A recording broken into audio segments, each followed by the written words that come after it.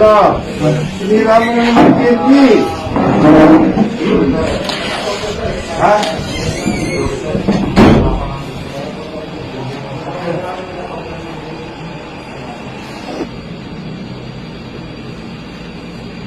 Yung bata ako na aawat. Pulis lang ka pa naman. Paano ngayon kakainin? Paano mag-aaral yun kung matatanggal ka sa serbisyo? Hindi ko. Tatanggalin talaga ka namin sa serbisyo. You drag the entire organization. Parang aso lang na pumatay ng tao at close range, even at the height of your anger. Yan gusto ka bang sabihin, nandito si Diaz Giran ng IAS. Ipapasigot ka agad namin yung pre-charge mo. Ayun, namat na po yung pagkakamali. Nadala po ako ng sobrang sobrang.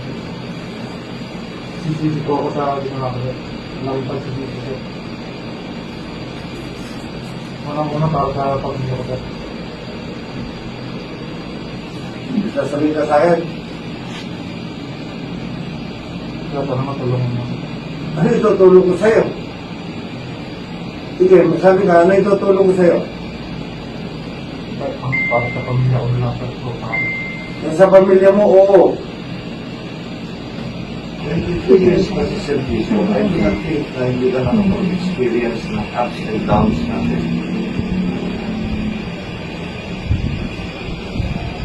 Ito tinuturo sa inyo yan, kung deep breathing. Pag pinahalas ka, binubuli tayo bilang alagad ng batas, yung malalim na.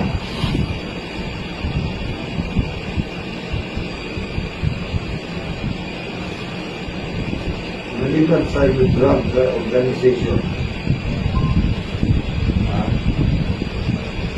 Talagang galit na galit lahat ng tao sa iyo. Yan ang pagsisihan mo. Wala ka nang kakampi sa ginawa mo na.